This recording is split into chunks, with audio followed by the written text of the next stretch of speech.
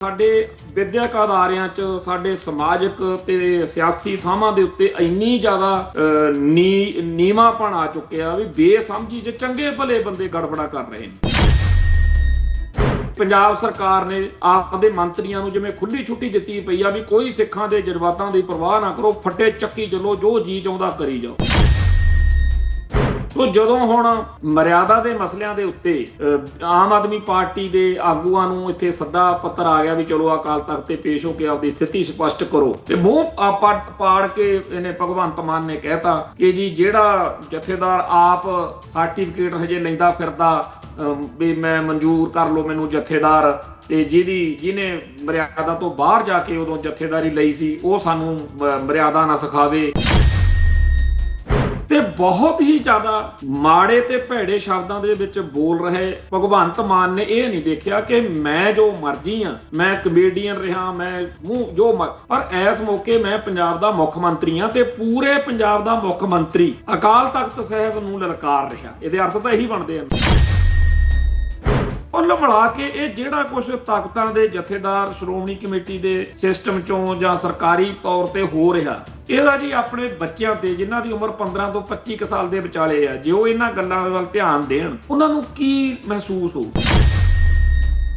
ਸੋ ਇਹ ਜਿਹੜੇ ਲੋਕ ਨੇ ਇਹਨਾਂ ਨੂੰ ਕੋਈ ਮਤਲਬ ਨਹੀਂ ਕਿ ਅਸੀਂ ਕਿਹੋ ਜਿਹੇ ਦਿਨਾਂ ਵਿੱਚ ਦੀ ਲੰਘ ਰਹੇ ਹਾਂ, ਕਿੱਡਾ ਜ਼ਿੰਮੇਵਾਰੀ ਵਾਲਾ, ਕਿੱਡਾ ਸੈਂਸਿਟਿਵ, ਕਿੱਡਾ ਸੰਵੇਦਨਸ਼ੀਲ ਦੌਰ ਆ। ਇੱਕ ਪਾਸੇ ਪੂਰਾ ਇੰਡੀਆ ਭਾਰਤੀ ਹਿੰਦੂ ਕੱਟੜ ਪੰਥ ਦਾ ਝੰਡਾ ਚੱਕ ਕੇ ਸਿੱਖੀ ਦੀਆਂ ਜੜ੍ਹਾਂ ਪੱਟਣ ਨੂੰ, ਸਿੱਖੀ ਦਾ ਭਗਵਾਂਕਰਨ ਕਰਨ ਨੂੰ ਲੱਗਿਆ ਹੋਇਆ। ਦੂਜੇ ਪਾਸੇ ਸਾਡੇ ਪੰਜਾਬ ਦੇ ਵਿੱਚ ਜੋ ਭਾਣੇ ਵਾਪਰ ਰਹੇ ਨੇ, ਇਹਨਾਂ ਧਾਰਮਿਕ ਤੇ ਸਿਆਸੀ ਆਗੂਆਂ ਨੂੰ ਕੋਈ ਸ਼ਰਮ ਹਿਆ ਨਹੀਂ।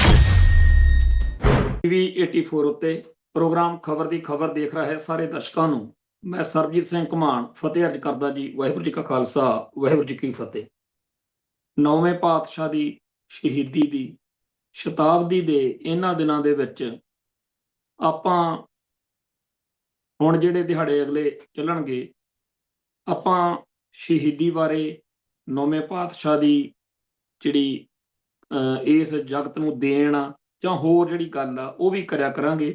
ਠੀਕ ਆ, ਸਾਡਾ ਜਿਹੜਾ ਮੁੱਖ ਇਸ ਪ੍ਰੋਗਰਾਮ ਦੇ ਰਾਹੀਂ ਖਬਰ ਦੇ ਰਾਹੀਂ ਮੁੱਖ ਕਾਰਨ ਜਾਂ ਮੁੱਖ ਤੱਤ ਜਾਂ ਮੁੱਖ ਆਧਾਰ ਤਾਂ ਜਿਹੜੀਆਂ ਅੱਜ ਦੀਆਂ ਪ੍ਰੈਜ਼ੈਂਟ ਟੈਂਸ ਦੀਆਂ ਖਬਰਾਂ ਹੁੰਦੀਆਂ ਨੇ ਉਹਨਾਂ ਤੇ ਚਰਚਾ ਕਰਾਉਣਾ, ਪਰ ਆਪਾਂ ਥੋੜਾ ਬਹੁਤਾ ਟਾਈਮ ਜਿਹੜਾ ਹੈਗਾ ਉਹ ਗੁਰੂ ਸਾਹਿਬ ਦੇ ਮੁਤਲਕ ਰੋਜ਼ ਖਰਚਿਆ ਕਰਾਂਗੇ।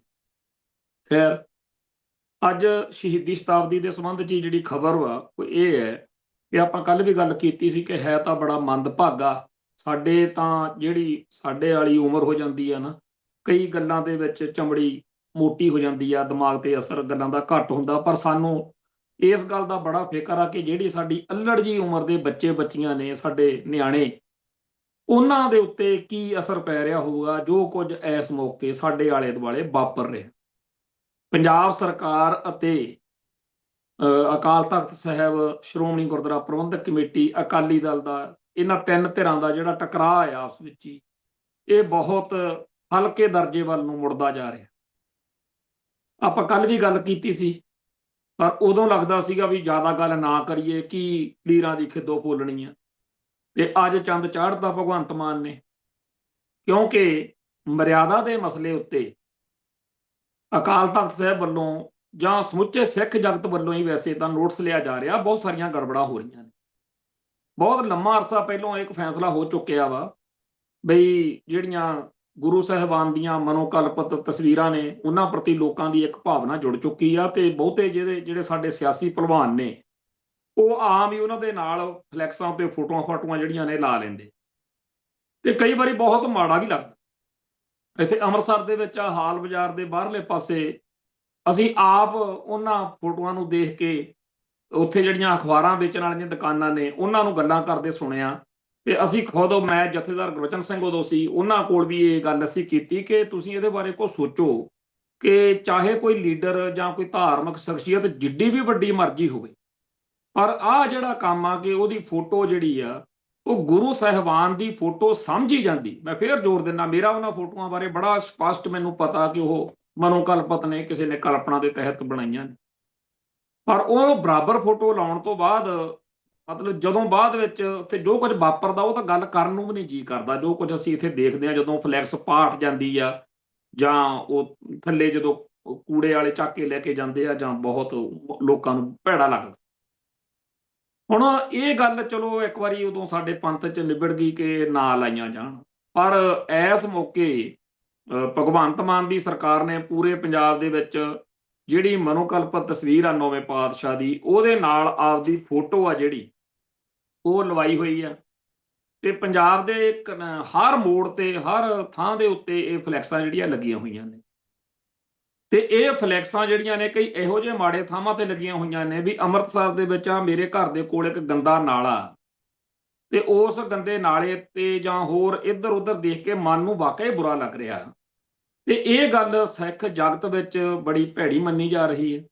ਤੇ ਜੇਕਰ ਇਹ ਜਾਂ ਮਰਿਆਦਾ ਦੇ ਬਹੁਤ ਸਾਰੇ ਮਸਲੇ ਆ, ਜਿਵੇਂ ਪਿਛਲੇ ਦਿਨੀ ਇਹਨਾਂ ਨੇ ਸ਼੍ਰੀਨਗਰ ਦੇ ਵਿੱਚ, ਆਪਾਂ ਨੂੰ ਸਭ ਨੂੰ ਪਤਾ, ਉੱਥੇ ਪ੍ਰੋਗਰਾਮ ਮਨਾਉਂਦਿਆਂ ਹੋਇਆਂ ਕਿਵੇਂ ਮਤਲਬ ਜਿਹੜਾ ਉਹ ਕਲਾਕਾਰ ਆ ਵੀਰ ਸਿੰਘ, ਉਹ ਉੱਥੇ ਨਾਚ ਗਾਣ ਕਰਨ ਲੱਗ ਗਏ, ਤੇ ਆ ਪਟਿਆਲੇ ਵਿੱਚ ਗਿੱਧਾ ਪੈਣ ਲੱਗ ਪਿਆ। ਪਤਾ ਨਹੀਂ ਕਿਹੋ ਜਿਹੀ ਬਿਰਤੀ ਆ। ਜਿਹੜਾ ਧਰਮਵੀਰ ਗਾਂਧੀ ਆ, ਡਾਕਟਰ ਧਰਮਵੀਰ ਗਾਂਧੀ, ਆਮ ਆਦਮੀ ਪਾਰਟੀ ਦਾ ਲੀਡਰ ਰਿਹਾ, MP ਵੀ ਬਣਿਆ ਸੀ। ਅੱਜ ਮੈਂ ਉਹਦੀ ਪੋਸਟ ਸੋਸ਼ਲ ਮੀਡੀਆ ਤੇ ਦੇਖੀ, ਮੈਂ ਉਹਨਾਂ ਨੂੰ ਮੈਸੇਜ ਕੀਤਾ, ਉਦੋਂ ਤਾਂ ਨਹੀਂ ਉਹਨਾਂ ਨੇ ਨੋਟਿਸ ਲਿਆ, ਪਰ ਮੈਂ ਆਖਿਆ ਵੀ ਤੁਸੀਂ ਲਿਖੀ ਜਾਂਦੇ ਹੋ ਕਿ ਨੌਵੇਂ ਪਾਤਸ਼ਾਹ ਦੇ ਸ਼ਹੀਦੀ ਦੇ ਜਸ਼ਨ ਜਿਹੜੇ ਨੇ ਉਹਦੇ ਬਾਰੇ ਕੋਈ ਗੱਲ ਸੀਗੀ।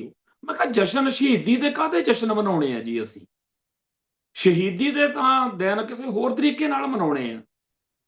ਖੈਰ ਉਦੋਂ ਤਾਂ ਕੋਈ ਗੱਲ ਨਹੀਂ ਉਹ ਕੀਤੀ। ਬਾਅਦ ਵਿੱਚ ਮੈਂ ਉਹ ਜਦੋਂ ਆਪਦੇ ਸੋਸ਼ਲ ਮੀਡੀਆ ਅਕਾਊਂਟ ਤੋਂ ਪਾਤੀ, ਲੋਕਾਂ ਨੇ ਵੀ ਮਾੜਾ ਚੰਗਾ ਕਿਹਾ ਵੀ ਇਹ ਉਹਨਾਂ ਨੂੰ ਬੇਸਮਝੀ ਹੈ। ਫਿਰ ਮੈਂ ਉੱਥੇ ਕਮੈਂਟ ਵੀ ਕੀਤਾ ਸੀ। ਫਿਰ ਬਾਅਦ ਚ ਮੈਸੇਜ ਆਇਆ ਦੁਪਹਿਰੋਂ ਬਾਅਦ ਉਹਨਾਂ ਦਾ ਕਿ ਜੀ ਅਸੀਂ ਉਹ ਕਰੈਕਸ਼ਨ ਕਰ ਦਿੱਤੀ ਹੈ।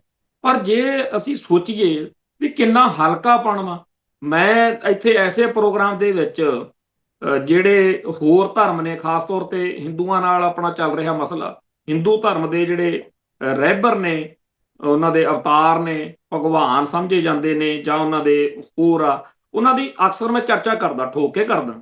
ਪਰ ਮੈਂ ਇਹ ਨਹੀਂ ਕਦੇ ਸੋਚ ਸਕਦਾ ਵੀ ਮੈਂ ਉਹਨਾਂ ਦੇ ਬਾਰੇ ਅਪਸ਼ਬਦ ਵਰਤ ਕੇ ਜਾਂ ਉਹਨਾਂ ਦੇ ਬਾਰੇ ਕੋਈ ਨੀਵੀਂ ਗੱਲ ਕਰਕੇ, ਕਿਉਂਕਿ ਇਹ ਨਹੀਂ ਅਸੀਂ ਕਰ ਸਕਦੇ। ਜਾਂ ਕੋਈ ਇਹੋ ਜਿਹੀ ਗੱਲ ਜਿਹਦੇ ਨਾਲ ਕੋਈ ਹਿੰਦੂ ਭਰਾ ਕਵੇ ਕਿ ਯਾਰ ਆਹ ਤਾਂ ਗੱਲ, ਔਰ ਇਹਦੇ ਉਲਟ ਵਾ, ਬਹੁਤ ਸਾਰੇ ਹਿੰਦੂ ਭਰਾਵਾਂ ਨੇ ਕਿਹਾ ਕਿ ਘੁਮਾਣ ਸਾਹਿਬ ਤੁਹਾਡੀ ਗੱਲ ਤਾਂ ਸਾਨੂੰ ਚੰਗੀ ਨਹੀਂ ਲੱਗਦੀ, ਪਰ ਤੁਹਾਡੀ ਜਿਹੜੀ ਟੋਨ ਆ ਜਾਂ ਤੁਸੀਂ ਸ਼ਬਦ ਵਰਤਦੇ ਹੋ, ਉਹ ਤੁਹਾਡਾ ਲਹਿਜਾ ਜਿਹੜਾ ਹੈਗਾ ਉਹ ਸਾਨੂੰ ਚੰਗਾ ਲੱਗਦਾ ਕਿ ਤੁਸੀਂ ਗੱਲ ਕਹਿਣ ਲੱਗਿਆ ਮਰਿਆਦਾ ਦਾ ਪੂਰਾ ਖਿਆਲ ਰੱਖਦੇ। ਤੇ ਇੱਧਰ ਸਿੱਧਾ ਹੀ ਲਿਖੀ ਜਾਂਦੇ ਆ ਕਿ ਨੌਵੇਂ ਪਾਤਸ਼ਾਹ ਦੀ ਸ਼ਹੀਦੀ ਦੇ ਜਸ਼ਨ। ਇਵੇਂ ਹੀ ਪਿੱਛੇ ਜੇ ਇੱਕ ਹੋਰ ਪੰਗਾ ਪੈ ਗਿਆ, ਇੱਥੇ ਖਾਲਸਾ ਕਾਲਜ ਦਾ ਕਰਵਾ ਚੌਥ ਦਾ ਪੋਸਟਰ ਘੁੰਮਦਾ ਫਿਰੇ ਸੋਸ਼ਲ ਮੀਡੀਆ ਤੇ। ਪਹਿਲਾਂ ਮੈਂ ਟਰਾਈ ਕੀਤਾ, ਜਦੋਂ ਨਹੀਂ ਕੋਈ ਗੱਲ ਬਣੀ, ਜਦੋਂ ਅਸੀਂ ਸੋਸ਼ਲ ਮੀਡੀਆ ਤੇ ਗੱਲ ਕੀਤੀ ਰੌਲਾ ਪੈ ਗਿਆ। ਫਿਰ ਸਰਦਾਰ ਇੰਦਰਜੀਤ ਸਿੰਘ ਜੀ ਗੋਗੋਆਣੀ ਤੋਂ ਉਹਨਾਂ ਨੂੰ ਸੀਗਾ ਵੀ ਉਹਨਾਂ ਨਾਲ ਇਹਨਾਂ ਦਾ ਤਾਲਮੇਲ ਆ, ਫੋਨ ਆਇਆ ਉਹਨਾਂ ਦਾ ਗੋਗੋਆਣੀ ਸਾਹਿਬ ਦਾ, ਤੇ ਉਹ ਕਹਿੰਦੇ ਵੀ ਇਹ ਗੱਲ ਹੋ ਨਹੀਂ ਸਕਦੀ ਵੀ ਕੋਈ ਸਾਡੇ ਖਾਲਸਾ ਯੂਨੀਵਰਸਿਟੀ ਦਾ ਨਾਂ ਵਰਤ ਰਿਹਾ ਗਲਤ ਤੇ ਝੂਠੀ ਗੱਲ ਆ। ਆਖਰ ਮੈਂ ਬੰਦਾ ਲੱਭ ਕੇ ਦਿੱਤਾ ਵੀ ਤੁਹਾਡਾ ਅਦਾਰੇ 'ਚ ਕੰਮ ਕਰਦਾ, ਤੁਸੀਂ ਕਰਵਾ ਚੌਥ ਤੋਂ ਤੁਸੀਂ ਕੀ ਲੈਣਾ? ਖਾਲਸਾ ਯੂਨੀਵਰਸਿਟੀ ਦਾ ਜਾਂ ਖਾਲਸਾ ਕਾਲਜ ਨੇ ਇਹ ਕਰਵਾ ਚੌਥਾ ਤੋਂ ਤੁਹਾਡੇ ਤਾਂ ਪਹਿਲਾਂ ਰੌਲਾ ਪੈਂਦਾ ਹੈਗਾ ਵੀ ਜਿਹੜੇ ਛੀਨਾ ਸਾਹਿਬ ਨੇ ਉਹ BJP ਨਾਲ ਆ, ਵੀ RSS ਦਾ ਅੱਡਾ ਬਣਾ ਰਹੇ ਹੋ ਤੁਸੀਂ ਖਾਲਸਾ ਕਾਲਜ ਨੂੰ। ਕਹਿਣ ਤੋਂ ਭਾਵ ਇਹ ਆ ਕਿ ਸਾਡੇ ਵਿਦਿਅਕ ਅਦਾਰਿਆਂ 'ਚ, ਸਾਡੇ ਸਮਾਜਿਕ ਤੇ ਸਿਆਸੀ ਥਾਵਾਂ ਦੇ ਉੱਤੇ ਇੰਨੀ ਜ਼ਿਆਦਾ ਨੀਵਾਂਪਣ ਆ ਚੁੱਕਿਆ ਵੀ ਬੇਸਮਝੀ 'ਚ ਚੰਗੇ ਭਲੇ ਬੰਦੇ ਗੜਬੜਾ ਕਰ ਰਹੇ ਨੇ। ਇਹੋ ਜਿਹੇ ਮਾਹੌਲ ਦੇ ਵਿੱਚ ਜਦੋਂ ਮੈਂ ਆਹ ਦੇਖਦਾ ਵੀ ਪੰਜਾਬ ਸਰਕਾਰ ਨੇ ਆਪਦੇ ਮੰਤਰੀਆਂ ਨੂੰ ਜਿਵੇਂ ਖੁੱਲੀ ਛੁੱਟੀ ਦਿੱਤੀ ਪਈ ਆ ਵੀ ਕੋਈ ਸਿੱਖਾਂ ਦੇ ਜਜ਼ਬਾਤਾਂ ਦੀ ਪਰਵਾਹ ਨਾ ਕਰੋ, ਫੱਟੇ ਚੱਕੀ ਚੱਲੋ, ਜੋ ਜੀ ਚਾਹੁੰਦਾ ਕਰੀ ਜਾਓ। ਆਖਰ ਦੂਜੇ ਪਾਸੇ ਵੀ ਅਗਲੇ ਤਿਆਰ ਬੈਠੇ ਆ, ਕਿਉਂਕਿ ਬਾਦਲ ਦਲ ਨੂੰ ਆਮ ਆਦਮੀ ਪਾਰਟੀ ਨਾਲ ਸਿਆਸੀ ਤੌਰ ਤੇ ਟਕਰਾਅ ਤਾਂ ਹੈਗਾ ਹੀ ਆ।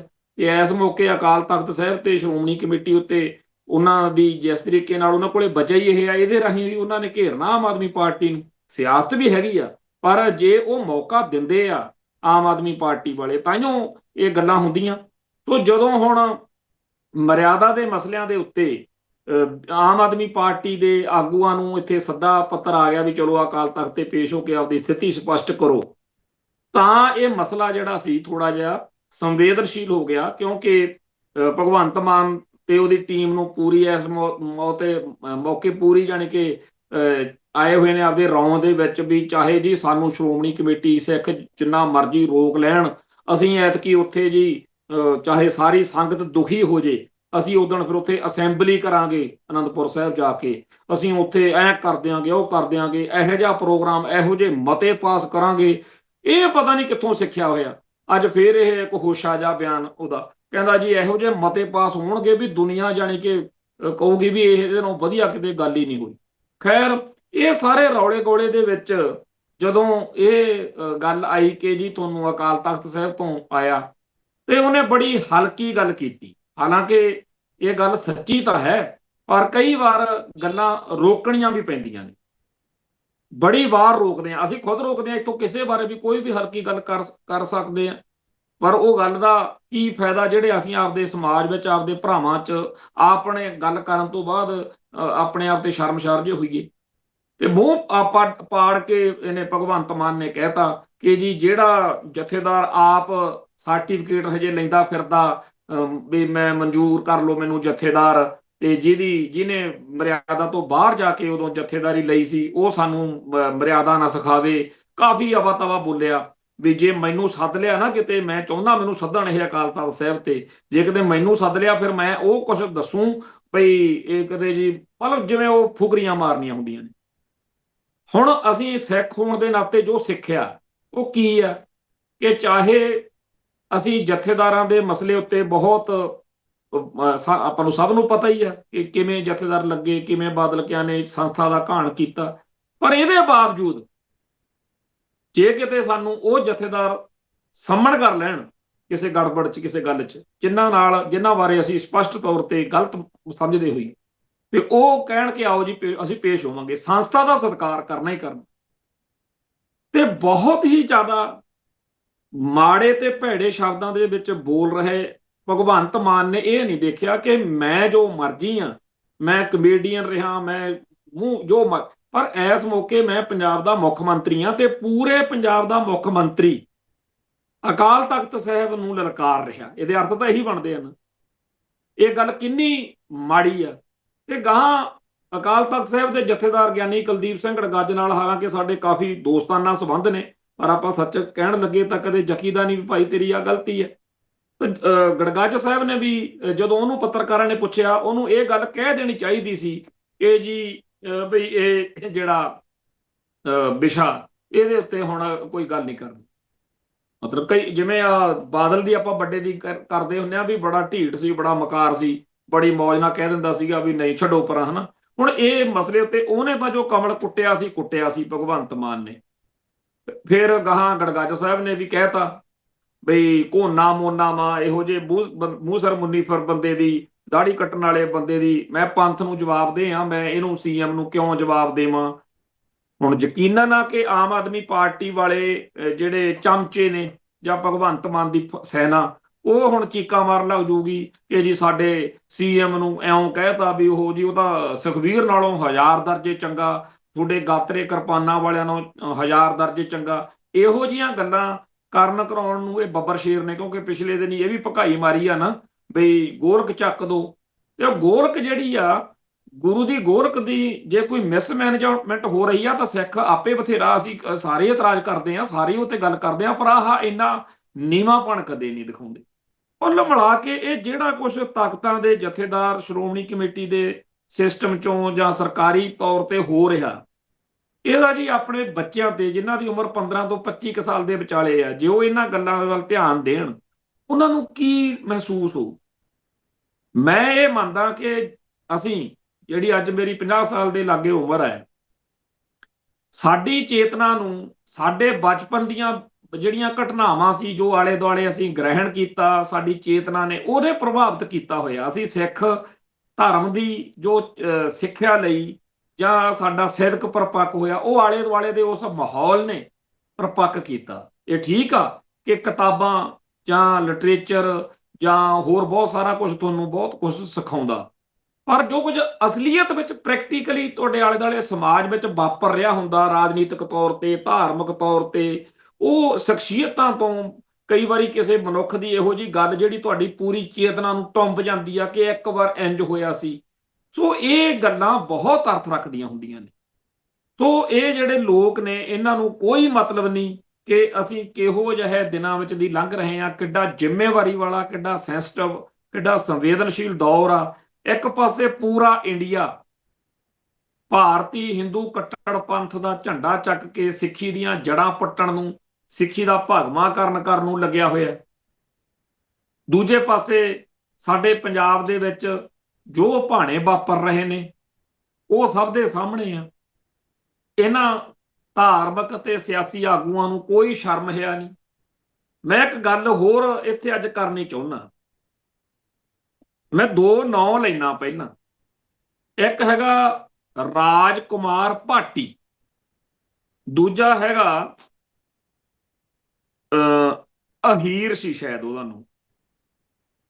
ਤੇ ਇਹ ਦੋ ਨਾਂ ਜਿਹੜੇ ਨੇ ਇਹ ਕੀ ਨੇ, ਕੌਣ ਨੇ, ਕੀ ਚੱਕਰ ਆ?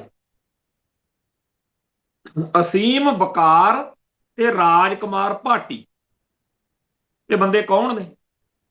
ਇਹ ਇੱਕ ਤਾਂ ਚਲੋ ਅਸੀਮ ਬਕਾਰ ਪਤਾ ਲੱਗ ਹੀ ਰਿਹਾ, ਬਕਾਰ ਅਸੀਮ ਮੁਸਲਮਾਨ ਹੋ।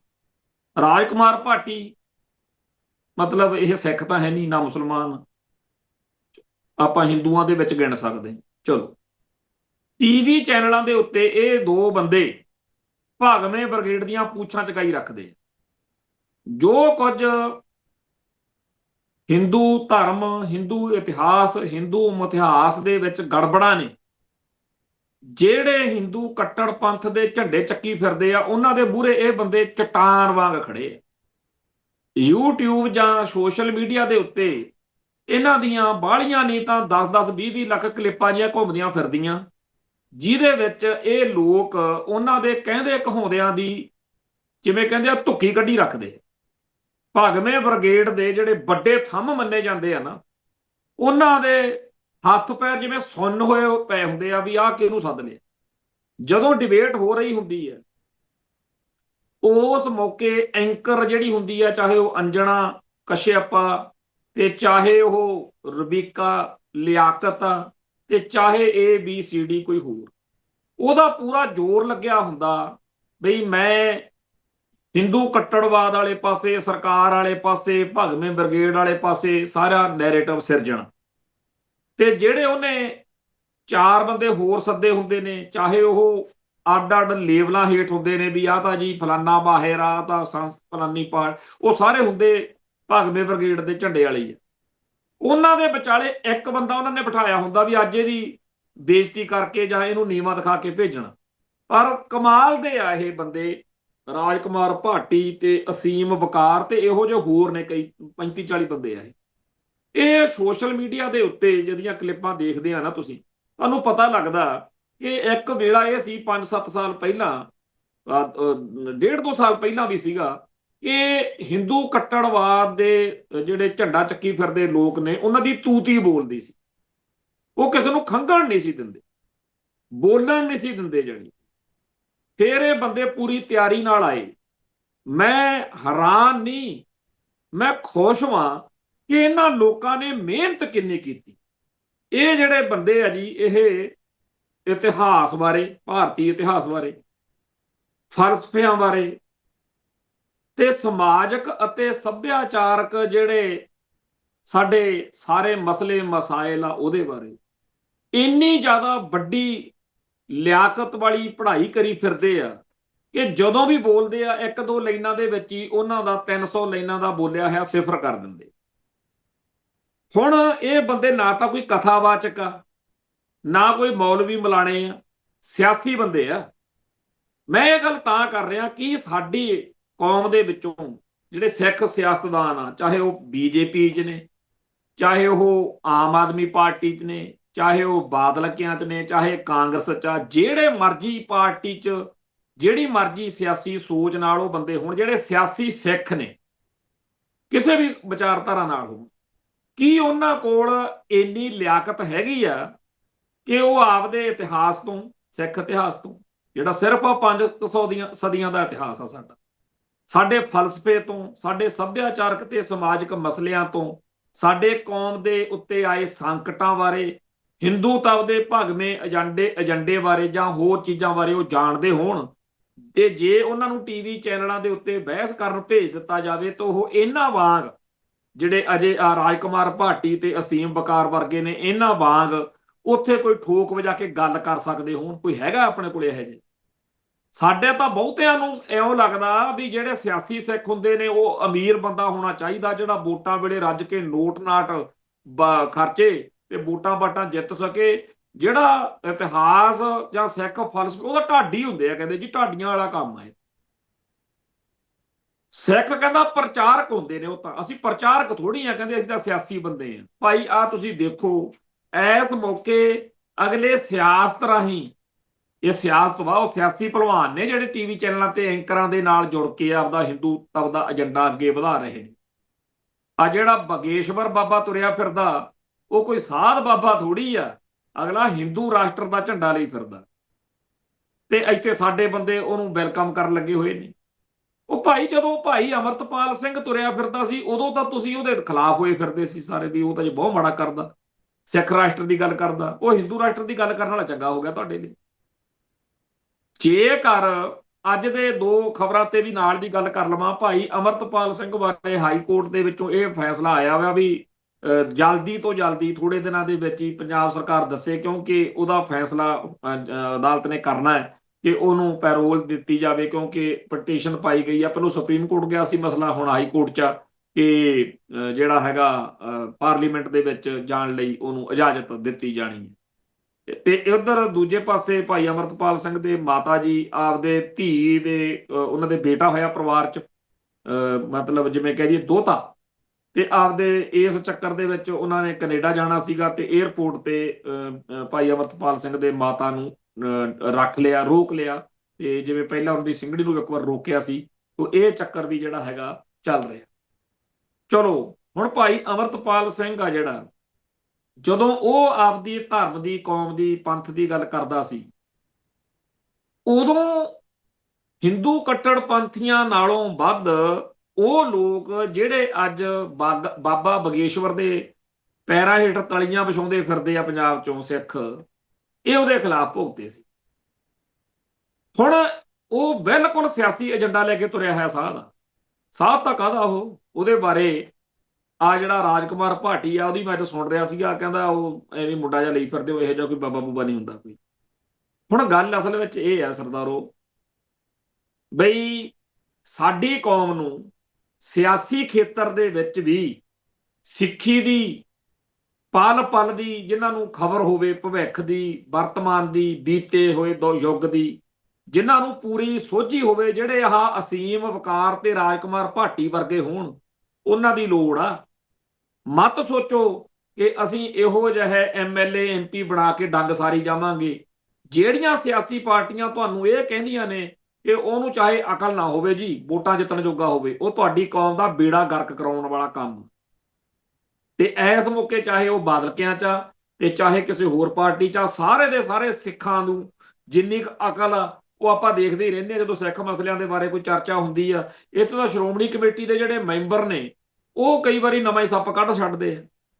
ਸੋ ਇਹ ਜਿਹੜਾ ਮਾਹੌਲ ਚੱਲ ਰਿਹਾ, ਇਹਦੇ ਵਿੱਚ ਸਾਨੂੰ ਪੂਰਨ ਤੌਰ ਦੇ ਉੱਤੇ ਆਪਣਾ ਪੱਖ ਰੱਖਣ ਜੋਗੇ ਸਿੱਖ ਇਤਿਹਾਸ ਤੇ ਸਿੱਖ ਫਲਸਫੇ ਦੇ ਜਾਣਕਾਰ ਬੰਦੇ, ਮੈਂ ਤਾਂ ਬੇਨਤੀ ਕਰਦਾ ਵੀ ਜਿਹੜੇ ਕਿਸੇ ਵੀ ਸਿੱਖ ਦੇ ਨਾਲ ਕਿਸੇ ਵੀ ਸਿਆਸੀ ਬੰਦੇ ਦੇ ਸੰਬੰਧ ਨੇ ਨਾ, ਪੰਥ ਦਾ ਦਰਦ ਰੱਖਣ ਵਾਲੇ ਬੰਦਿਆਂ ਨੂੰ ਕੀ ਚਾਹੀਦਾ, ਦੋ ਕਿਤਾਬਾਂ ਲੈ ਲਓ। ਇੱਕ ਅਰਦਾਸ ਕਿਤਾਬ ਆ ਜਿਹੜੀ ਸਰਦਾਰ ਜਸਵੰਤ ਸਿੰਘ ਨੇਕੀ ਦੀ ਲਿਖੀ ਹੋਈ ਹੈ। ਇੱਕ ਹੈਗੀ ਆ ਕਿਤਾਬ ਦਰਪਣ ਸਿੱਖ ਰਹਿਤ ਮਰਿਆਦਾ, ਜਿਹੜੀ ਸਰਦਾਰ ਗੁਰਬਖਸ਼ ਸਿੰਘ ਜੀ ਗੁਲਸ਼ਨ ਦੀ ਲਿਖੀ ਹੋਈ ਹੈ।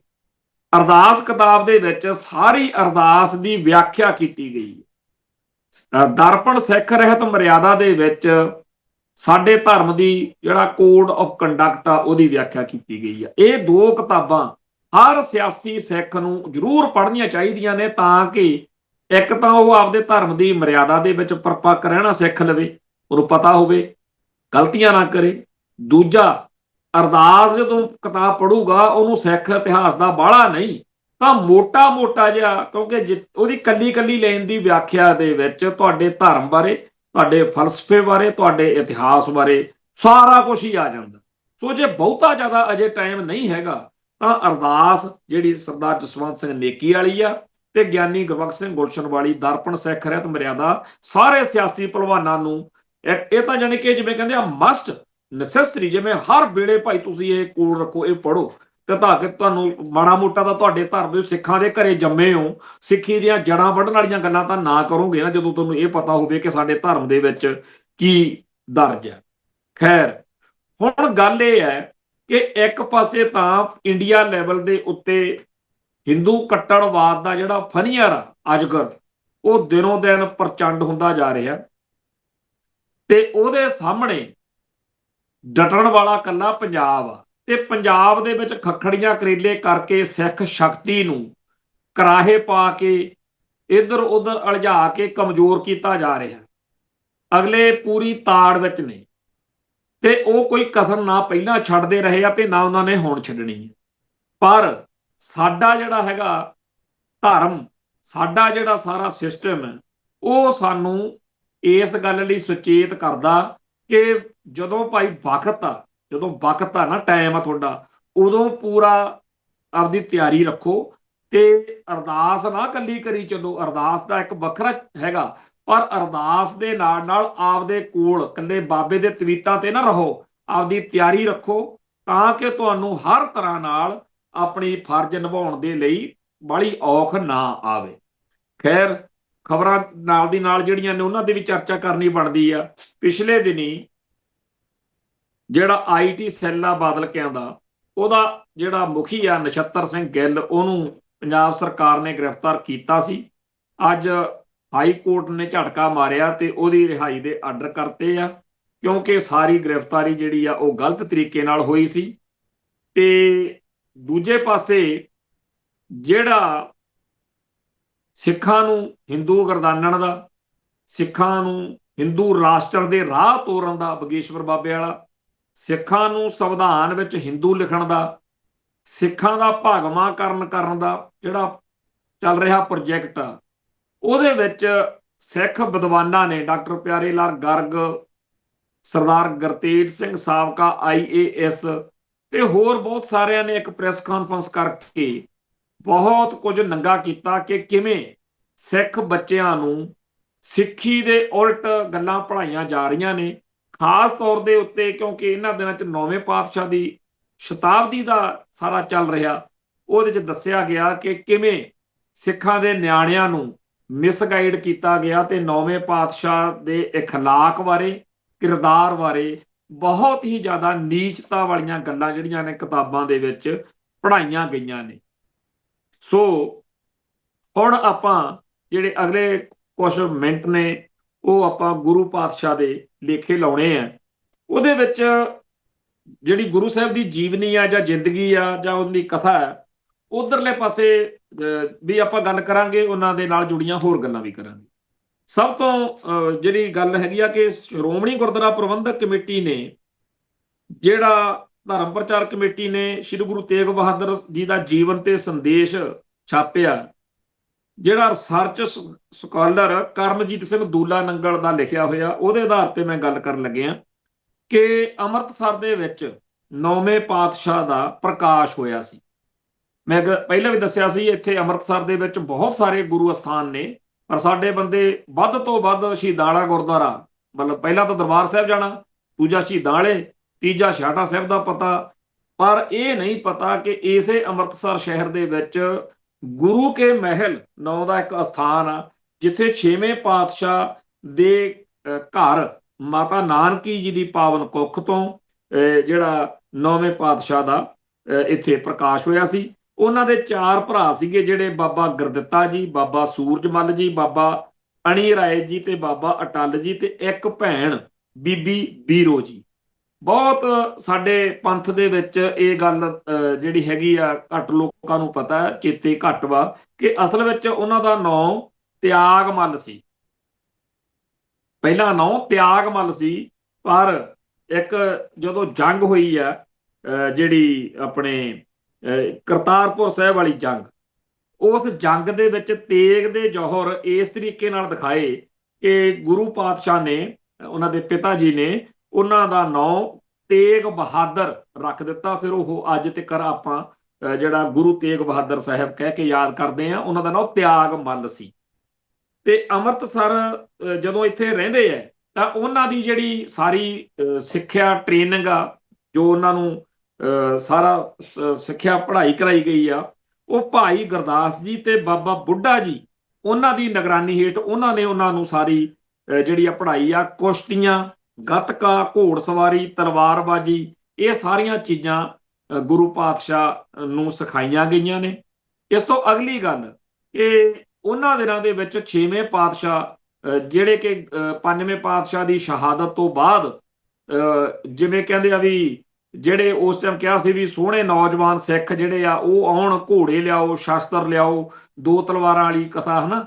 ਤੇ ਇਹ ਸਾਰਾ ਕੁਝ ਜਿਹੜਾ ਉਸ ਟਾਈਮ ਢਾਡੀ ਲੱਗਣੇ, ਵੀਰ ਰਸ ਵਾਲਾ ਸਾਰਾ ਜਿਹੜਾ ਚੱਲ ਰਿਹਾ ਸੀ, ਇਹਦਾ ਅਸਰ ਜਿਹੜਾ ਸੀਗਾ 9ਵੇਂ ਪਾਤਸ਼ਾਹ ਜਿਨ੍ਹਾਂ ਨੇ ਬਾਅਦ ਵਿੱਚ ਹੋਣਾ ਸੀ, ਗੁਰੂ ਤੇਗ ਬਹਾਦਰ, ਜਿਨ੍ਹਾਂ ਦਾ ਨਾਮ ਉਦੋਂ ਤਿਆਗ ਮੱਲ ਸੀ, ਉਹਨਾਂ ਤੇ ਹੋਇਆ। ਸੋ ਘੋੜਸਵਾਰੀ, ਸ਼ਾਸਤਰ, ਕਸਰਤ, ਸਰੀਰ ਬਣਨਾ, ਇਹ ਸਾਰਾ ਕੁਝ ਉਸ ਧਾਰਮਿਕ ਵਾਤਾਵਰਣ ਦੇ ਵਿੱਚ ਜਿੱਥੇ ਸਿਆਸੀ ਸਰਗਰਮੀਆਂ ਪੂਰੇ ਜ਼ੋਰਾਂ ਤੇ ਸੀ। ਸੋ ਜਿਹੜਾ ਲਾਹੌਰ ਦੇ ਤਖਤ ਨੇ ਜਾਂ ਦਿੱਲੀ ਦੇ ਤਖਤ ਨੇ ਸਿੱਖ ਕੌਮ ਨਾਲ ਇੱਕ ਟਕਰਾਅ ਆਰੰਭ ਲਿਆ ਸੀ, ਜਿਹਦੇ ਵਿੱਚ ਜਹਾਂਗੀਰ ਦੀ ਉਹ ਗੱਲ ਕਿ ਜੀ ਉੱਥੇ ਇੱਕ ਸਿੱਖੀ ਦੇ ਬਾਰੇ ਜੋ ਨਾਵਾਚਕ ਗੱਲਾਂ ਉਹਨੇ ਕੀਤੀਆਂ ਸੀ, ਉਹ ਮਾਹੌਲ ਜਿਹੜਾ ਬਣਿਆ ਹੋਇਆ ਸੀ। ਸੋ ਇਸ ਦੇ ਵਿੱਚ ਅਗਲੇ ਗੱਲ ਆਉਂਦੀ ਆ ਕਿ ਗੁਰੂ ਤੇਗ ਬਹਾਦਰ ਜੀ ਦਾ ਵਿਆਹ ਭਾਈ ਲਾਲ ਚੰਦ ਜੀ ਅਤੇ ਮਾਤਾ ਬਿਸ਼ਨ ਕੌਰ ਦੀ ਸੁਪੁੱਤਰੀ ਮਾਤਾ ਗੁਜਰੀ ਜੀ ਨਾਲ ਹੋਇਆ। ਭਾਈ ਲਾਲ ਚੰਦ ਸੁਭਿੱਖੀ ਖੱਤਰੀ ਦਾ ਪਰਿਵਾਰ ਅੰਬਾਲੇ ਨੇੜੇ ਲਖਨੌਰ ਦਾ ਰਹਿਣ ਵਾਲਾ ਸੀ। ਭਾਈ ਲਾਲ ਚੰਦ ਆਪਣੇ ਛੋਟੇ ਪੁੱਤਰ ਭਾਈ ਕਿਰਪਾਲ ਚੰਦ ਤੇ ਪੁੱਤਰੀ ਮਾਤਾ ਗੁਜਰੀ ਜੀ ਨਾਲ ਕਰਤਾਰਪੁਰ ਰਹਿੰਦੇ ਸੀਗੇ। ਸੋ ਲਖਨੌਰ ਸੀਗਾ ਜੀ, ਅੰਬਾਲੇ ਦੇ ਕੋਲ ਆ ਲਖਨੌਰ ਸਾਹਿਬ, ਉੱਥੇ ਦਾ ਇਹ ਪਰਿਵਾਰ ਸੀਗਾ। ਉਸ ਪਰਿਵਾਰ ਦੀ ਧੀ ਮਾਤਾ ਗੁਜਰੀ ਜੀ ਸੀ, ਜਿਹੜੇ ਕਿ ਕਰਤਾਰਪੁਰ ਰਹਿੰਦੇ ਸੀ। ਇੱਥੇ ਉਹਨਾਂ ਦਾ ਵਿਆਹ ਹੋਇਆ।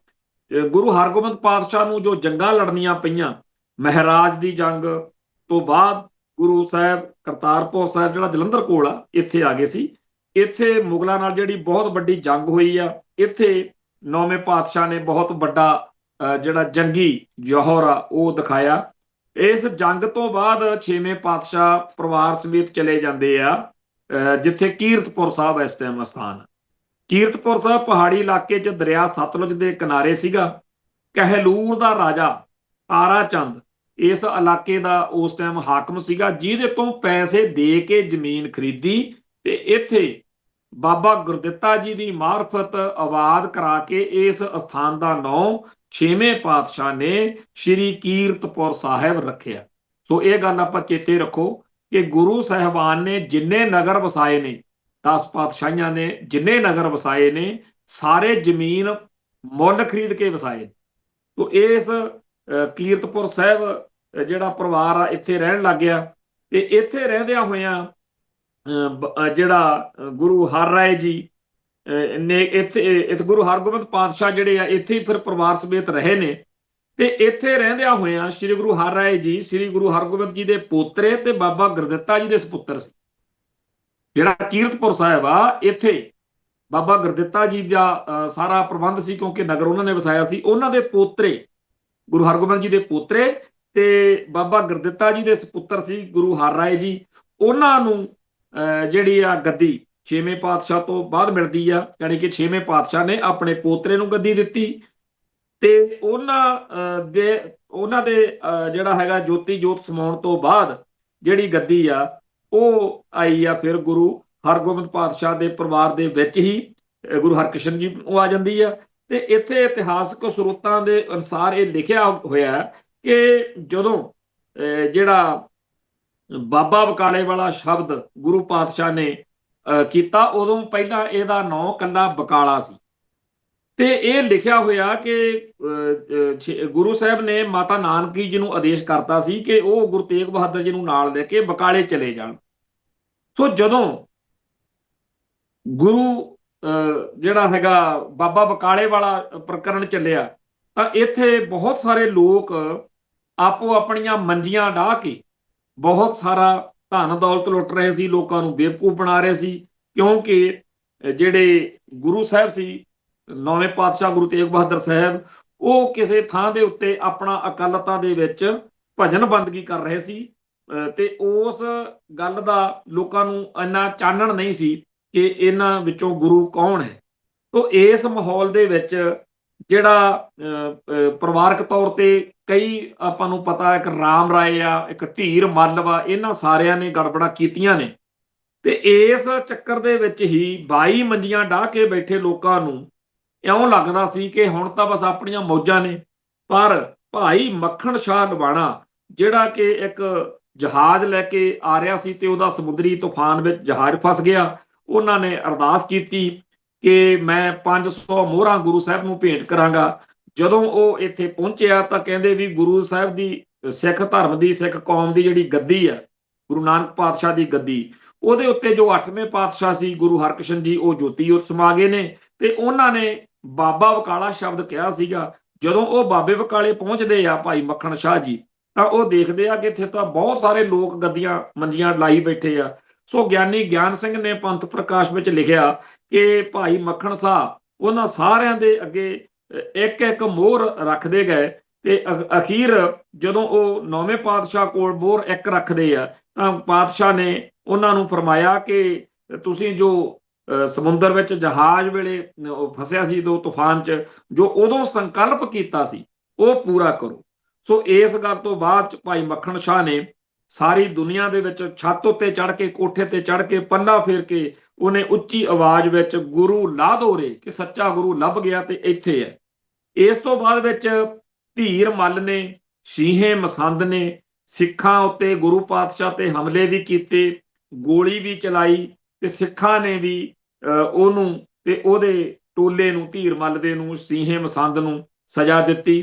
ਫਿਰ ਗੁਰੂ ਪਾਤਸ਼ਾਹ, 9ਵੇਂ ਪਾਤਸ਼ਾਹ ਬਾਬਾ ਬਕਾਲਾ ਤੋਂ ਸਠਿਆਲੇ ਕਾਲੇ ਕੇ ਹੁੰਦੇ ਹੋਏ ਦਰਬਾਰ ਸਾਹਿਬ ਦਰਸ਼ਨ ਕਰਨ ਆਏ ਤੇ ਇੱਥੇ ਪੁਜਾਰੀਆਂ ਨੇ, ਮੀਣਿਆਂ ਨੇ, ਜਿਨ੍ਹਾਂ ਦਾ ਕਬਜ਼ਾ ਸੀ ਉਸ ਟਾਈਮ, ਉਹਨਾਂ ਨੇ ਦਰਬਾਰ ਸਾਹਿਬ ਦੇ ਦਰਵਾਜ਼ੇ ਬੰਦ ਕਰ ਦਿੱਤੇ।